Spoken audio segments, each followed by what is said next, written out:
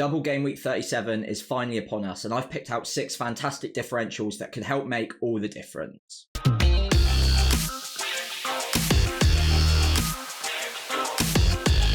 Hey everyone, Sam here, otherwise known as FPL Pricing. Today we're going to take a look at 6 brilliant differentials to help you chase your mini league rivals or to help get you to the rank you want to get to by the end of the season. First up, let's take a look at Richarlison, and it might come as somewhat of a surprise that he is so low owned at this point, but at 2.6% ownership, he is a fantastic differential in his own right. The reason being, he has had his injury doubts and been out of the side for quite a lengthy spell, and even when he's been near to coming back, he's kept getting those setbacks and therefore never really become an FPL option for us since that initial burst when he started up front for Spurs for 7 or 8 game weeks in a row earlier on this season. The data, though, is absolutely fantastic. 0.58 XG per 90, by itself is absolutely incredible. Even if he was a striker or registered as a striker in FPL, that would still be really, really positive. But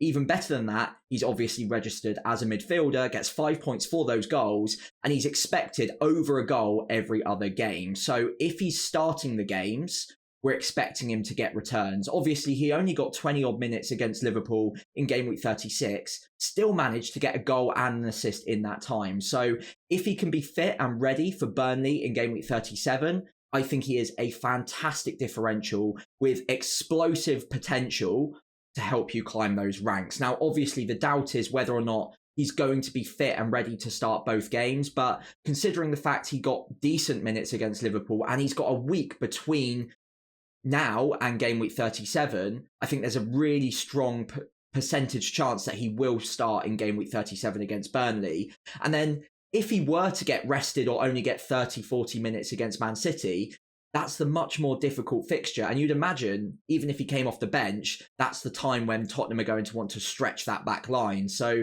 I really don't mind it. If he can get 120 minutes across the double, 90 or 80 minutes in the first match against Burnley, that's the golden fixture, and then a few minutes against Man City, I think that's more than enough with that sort of data to be a really good differential with plenty of upside. Now, whether or not I pick him ahead of Son is probably a different matter, but his data suggests that if you are chasing, you could look at him as an alternative, whether it be on a bench boost or a free hit. And of course, if you're making free transfers, they've even got Sheffield United away from home in game week 38 as well. So it's not like you need to make a quick swap in, swap out for Richarlison. You can hold him in game week 38 and hope for those explosive returns in that game week as well. I really like him. Sadly, I don't think I'm going to be able to get there. Although, if I could, I would certainly be eyeing it up as a potential midfield move. Talking of explosive potential, Noni Madueke is definitely one of those options that could be the differential you need. He is incredibly differential. I think he's the most differential player I'm recommending today at just 0.4% ownership, although that is rising quite quickly at the moment. I think when I first had his name down, it was at 0.2, so he is being bought by a few managers, and it is clear to see why. He's finally getting regular starting spots for Chelsea, and he's actually repaying that faith that Pochettino has in him, especially recently, with 2 double-digit hauls in his last 3 game weeks, including, of course, against West Ham at home when they battered them 5-0. Chelsea themselves have looked a lot better recently, and even though they've had a pretty average to poor season overall, recently they've actually been pretty decent, and they've been able to rack up a high amount of XG in a lot of their recent games. So I really like Noni Madueke as part of a Chelsea triple up. The problem is there are a few Chelsea options at this point that maybe we're already committed to. And if you're like myself, you're already on a triple up. He's quite hard to get to. I certainly wouldn't be picking him ahead of Cole Palmer, for instance. And even players like Nicholas Jackson, Petrovic or Gusto might be popular in your sides as well. However, if you've only got 2 Chelsea assets at this point, with a good double game week of Nottingham Forest and Brighton, and then Bournemouth in game week 38 as well, Madueke could be a really, really positive differential at under 1% ownership. If you're chasing those mini leagues and you want to do a bit of a Hail Mary, then you could be looking at him as the really, really cheap differential with explosive potential. And of course, he's very cheap as well. So on a bench boost, he's absolutely ideal because it means that you can use those spare funds that you're saving on a 5th midfielder by having Noni Madueke and spending it elsewhere by having a really strong 15. So not just him being explosive makes all the difference here. It's actually the players that you can also afford to buy because you've already also got Madueke in your side. Now, again, sadly, I'm tripled up on Chelsea already, so unless I'm willing to take a -4 just to bring in Madueke, it's going to be hard for me to get there. And I think a lot of managers are going to be in the same boat, which could mean if you're in a position to target a third Chelsea asset, maybe go differential, go Madueke, and really reap the benefits. So as far as XG per 90 goes, it doesn't get a lot better than Callum Wilson at the moment. 0.8 across the season is absolutely ridiculous. And yes, it has been a season where Wilson hasn't really been an option for us because he's been plagued by injury pretty much throughout. In fact, 9 goals is actually a really good return from someone who's had extremely limited minutes this season. And when he is in the starting lineup for Newcastle, he has always been prolific. He's actually now their second top scorer of all time in the Premier League, behind only Alan Shearer, I believe. Now, looking at the double itself as well, Man United and Brighton, I wouldn't be scared about getting returns out of Callum Wilson in either of those games. Neither of those defences have been up to much this season. And although both of them have kept a few clean sheets here and there, Callum Wilson is the sort of striker that I would back to score against pretty much anyone, let alone Man United and Brighton. Now, even after game week 37 as well, Brentford away from home is not a bad game. I don't think Brentford are going to have anything on the line for that match either, whereas Newcastle are going to be fighting tooth and nail to secure as high a league finish as they can, because obviously Europe will be a factor for them and they'll want to get the best competition that they can for next season, or entry into the best competition that they can for next season.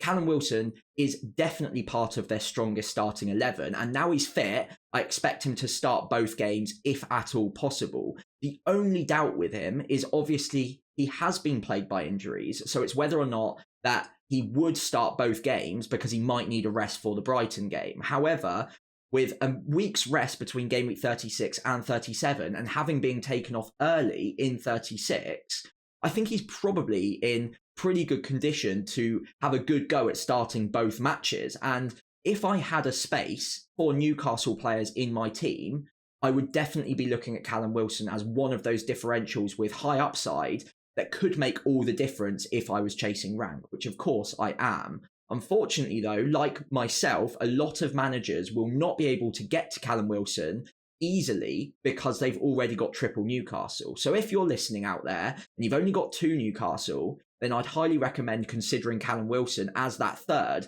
because he will remain at around 5 or under % ownership and therefore be an incredible differential with really good upside ahead of game week 37. Callum Wilson isn't the only Newcastle option that I'd like to consider ahead of game week 37. Now, Kieran Trippier, maybe this is cheating a little bit because his ownership is 21.5%. But I will guarantee you right now, those are all dead teams. His actual effective ownership right now will be 1 or 2% at absolute most. And he has been out for a while. So this would be a pretty big risk, a pretty big gamble to take ahead of game week 37.